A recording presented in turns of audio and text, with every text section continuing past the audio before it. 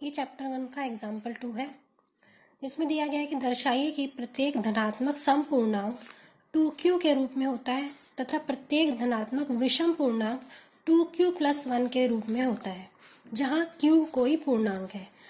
जब हमें इस तरह से सिद्ध करना हो तो हम क्या करेंगे? हमने सबसे पहले ये देखना है कि जो पूर्णांक हमें दिया हुआ है q के साथ कौन सा नंबर हमें कौन सा अंक दिया हुआ है, कौन सा अंक गुणा किया हुआ है।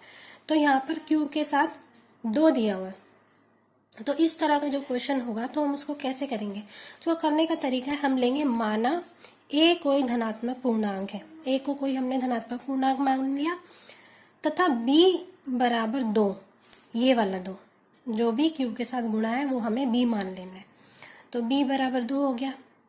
अब हमें पता है कि किसी भी पूर्णांक के लिए, किसी पूर्णांक q के लिए वो हमेशा 0 से बड़ा होगा या 0 के बराबर होगा। तो इसमें हम यूक्लिड विभाजन एल्गोरिथम से, जो उसका यूक्लिड विभाजन एल्गोरिथम है वो लगाएंगे। हमें पता है a = bq + r।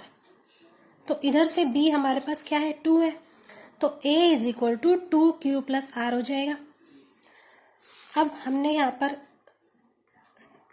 पहले मैंने बताया था, जब हम इसको किसी a को b से डिवाइड करते हैं तो q आता है, रिमाइंडर हमारे पास r बचता है, शेषफल r।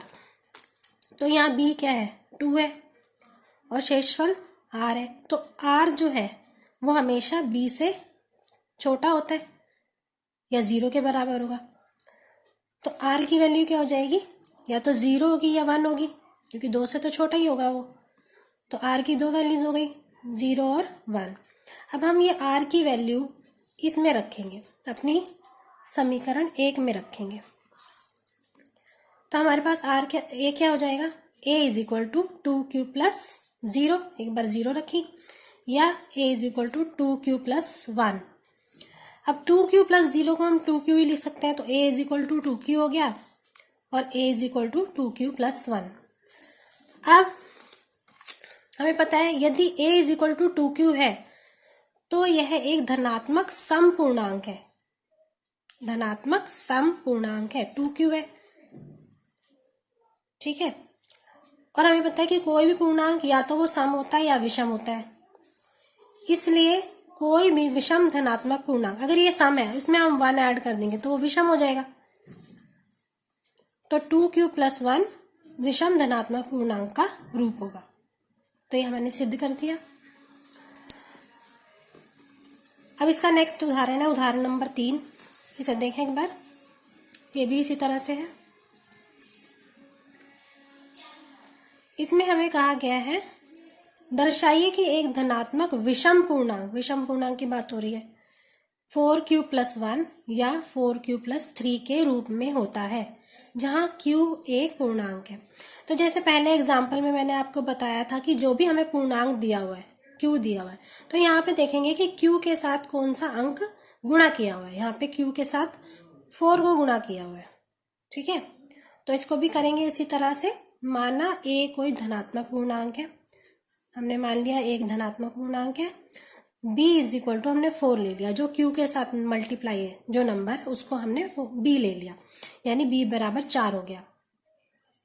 अब यहाँ पर भी यूक्लिड विभाजन एल्गोरिथम से हमें पता है q > 0 होगा, q जो है 0 से बड़ा होगा और 0 के बराबर होगा।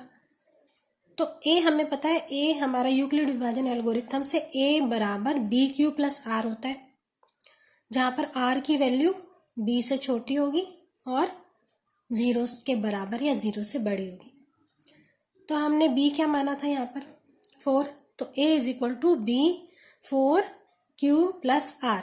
अब इस r की वैल्यू क्या होगी? इस 4 से छोटी होगी, तो कौन कौन सी होगी? 0 1 2 3, ठीक है, 0 1 2 3 r की वैल्यू होगी। अब ये r की वैल्यू हम इसमें पुट कर देंगे। एक बार हमने 0 पुट किया तो a = 4q + 0 हो गया। 4q + 0 मीन्स a = 4q ही है। या फिर दूसरी वैल्यू में जब हम 1 पुट करेंगे तो ये हो जाएगा 4q + 1। फिर हम 2 पुट करेंगे r की जगह, तो हो जाएगा a = 4q + 2। जब 3 पुट करेंगे तो a = 4q + 3 के रूप में ही लिखे जा सकते हैं, ठीक है।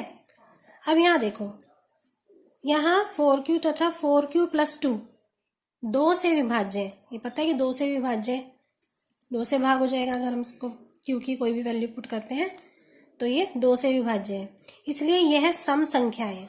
जो भी 2 से विभाज्य होगी संख्या वो एक सम संख्या होगी, ये हमें सबको पता है।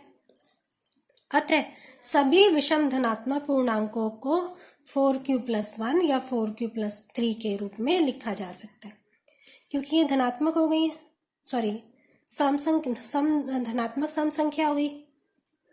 तो इसके अलावा जो बची है, सम में हमने 1 ऐड कर दिया तो विषम हो जाएगी, ठीक है, सम में हमने 1 ऐड कर दिया वो विषम हो जाएगी। समझ आ गया?